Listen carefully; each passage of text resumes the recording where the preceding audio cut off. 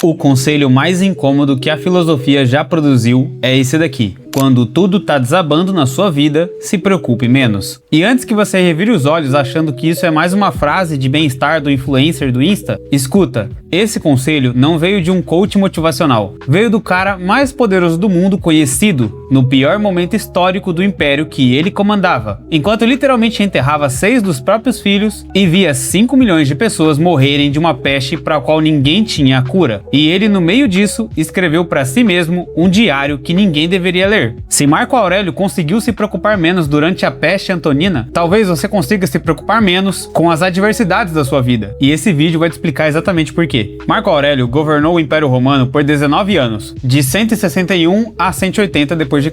E quase todos esses 19 anos foram um inferno. Para você ter dimensão, deixa eu listar o que esse cara viveu enquanto era imperador. Logo no começo do reinado, em 165, estoura a peste antonina, uma pandemia que matou entre 5 a 10 milhões de pessoas. E em algumas regiões, 1/3 da população simplesmente desapareceu. Os médicos não sabiam o que era. Não tinha vacina, não tinha tratamento, não tinha nada. Galeno, o melhor médico do império, fugiu de Roma quando a peste chegou. Enquanto isso, as fronteiras do norte estavam sendo invadidas por tribos germânicas. E ele teve que liderar pessoalmente a guerra, não da capital, mandando ordens confortavelmente. Ele foi pro campo de batalha, no que hoje seria a Áustria e a Eslováquia. Atravessou o rio Danúbio com legiões e passou anos comandando o exército no frio, comendo comida de soldado, dormindo em tenda, tudo isso aos 50 anos doente, com o império desmoronando pelas suas costas. E enquanto ele fazia tudo isso, em 169, o corregente dele, o Lúcio Vero, que era praticamente um irmão, morreu pela peste. Pouco depois, ele perde mais um filho, depois outro e depois outro. No final da vida dele, dos 13 filhos que teve com Faustina, 6 estavam mortos. Pega tudo isso, junta e imagina ser o cara responsável por todo um império em colapso, vendo a sua família morrer, lutando guerra que você não escolheu, em terra estrangeira, sabendo que provavelmente você também vai morrer disso. Esse é o cenário onde Marco Aurélio sentava de noite, na barraca, e abria o caderno dele. E sabe o que ele escrevia? Não estratégia de guerra, não plano sucessório, nem testamento. Ele escrevia lembretes para ele mesmo, lembretes para não se desesperar, lembretes para fazer a coisa certa no dia seguinte, lembretes para parar de se preocupar tanto. Esse caderno virou um dos livros mais importantes da filosofia ocidental, as Meditações. É desse caderno que sai o conselho que você precisa ouvir hoje. Então me faz um favor, pensa nas coisas com que você se preocupa essa semana. A reunião de quinta-feira, o e-mail que você não respondeu, o cara do trabalho que você acha que tá te sabotando, a conta que vai vencer dia 15, o sentimento da sua vida não tá indo pra lugar nenhum, o que a sua mãe vai pensar daquela decisão que você tomou, ou a mensagem que você mandou pra aquela pessoa e ela demorou 3 horas pra responder,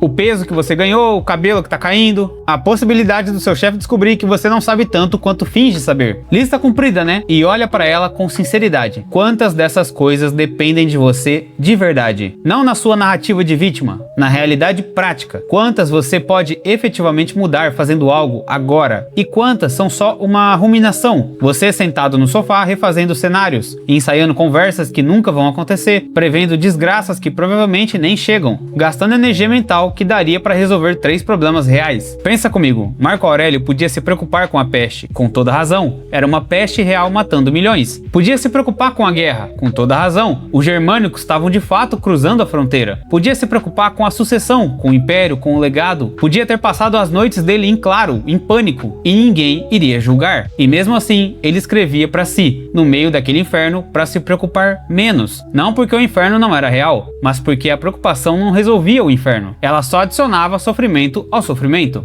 E a diferença entre você e ele não é o tamanho dos problemas, é o tamanho da resposta a eles. Então vamos por partes, porque tem 3 coisas aqui que precisam ser separadas antes de virar um conceito só. A primeira camada, a diferença entre preocupação e ação. Existe uma confusão fundamental que quase todo mundo faz e que destrói a vida de quem não consegue desfazer. A confusão é entre preocupar-se com algo e fazer algo. Preocupação não é ação, é o ato mental de simular ação, sem execução nenhuma. É ficar refazendo na cabeça o cenário, prevendo as variáveis, ensaiando respostas, planejando reações. Tudo isso dentro da sua mente, e nada disso saindo para o mundo real. O problema é que a preocupação se sente como produtividade. Sentir-se preocupado parece responsabilidade, parece maturidade, parece eu tô levando isso a sério, mas é exatamente o contrário. Quem está fazendo algo sobre o problema não tem tempo de se preocupar. Marco Aurélio escreveu no livro 2 das Meditações, uma das frases mais práticas de toda a filosofia. Quando ele acordava de manhã, ele se forçava a sair da cama dizendo a si mesmo: levanto-me para retomar a minha obra de homem. Repara no tempo verbal. Não levanto-me para pensar sobre a obra. Não levanto-me para refletir sobre as preocupações da obra. Levanto-me para fazê-la. Era literal. Levantava e fazia. E é isso que diferencia o estoico da pessoa ansiosa. O ansioso pensa sobre o problema. O estoico age sobre o problema. E quando não pode agir, ele larga. Porque ficar pensando em algo sobre o qual não se pode agir é, na visão de Marco Aurélio, a forma mais idiota de gastar uma vida que já é curta demais. A segunda camada, o preço da preocupação. E sim, ela tem um preço. E esse preço não é o desconforto que você sente. O preço real é estrutural. Toda vez que você se preocupa com uma coisa por 1 hora, você gastou 1 hora de atenção mental que poderia estar em outro lugar. Você não tem atenção infinita. Você tem talvez 3 ou 4 horas de atenção real de qualidade por dia, se for sortudo. E essas horas são finitas, como uma carteira cheia de dinheiro. Cada preocupação retira uma nota. Quando acaba, acabou, não tem como repor. O dinheiro não vai se multiplicar ali dentro. E aí acontece o seguinte: você acorda às 7, gasta a primeira hora de atenção se preocupando com a reunião. Quando chega na reunião às 10, a sua mente já está cansada de antecipar. Você se sai muito pior do que se tivesse simplesmente chegado. A preocupação literalmente diminuiu a sua capacidade de fazer a coisa com qualidade. Você se preocupa tanto com a reunião que perdeu a habilidade de estar presente nela. No livro 4 do Marco Aurélio, ele escreveu que muito do tempo dos homens é gasto em se preocupar com o que os outros pensam, dizem ou fazem, em vez de cuidar dos próprios pensamentos. Ele dizia que isso é roubo. Você está deixando as outras pessoas e até os problemas que talvez nem existam gastarem o seu recurso mais precioso, que é a sua atenção consciente. E aqui vem um detalhe importante. Quando ele dizia isso, estava no meio de uma guerra real com uma peste rolando. Não era um filósofo numa torre de marfim falando sobre como a vida moderna é estressante. Era um cara que tinha razão para se preocupar e que mesmo assim entendia que se preocupar era um luxo que não podia se dar, porque cada hora gasta em preocupação era 1 hora menos disponível para liderar o exército, para cuidar dos doentes, para escrever a carta importante. A preocupação era o inimigo silencioso da função. E é por isso que ele se forçava todo dia a fazer um exercício simples. Quando o pensamento ansioso aparecia, ele se perguntava: posso fazer algo sobre isso agora? Se sim, ele fazia. Se não, ele deixava de lado. Não é mágica, é disciplina mental aplicada com o mesmo rigor que ele aplicava à disciplina militar. E isso nos leva à terceira camada. Preocupar-se menos quando tudo pesa não é apatia, é foco. Esse é um ponto importante, então presta atenção, porque tem gente que vai ouvir esse argumento e pensar: ah, então o estoicismo é não dar a mínima pra nada, é ficar de boa enquanto o mundo desaba. Não é isso. Essa é a interpretação rasa e que mata a filosofia. O estoicismo não é apatia.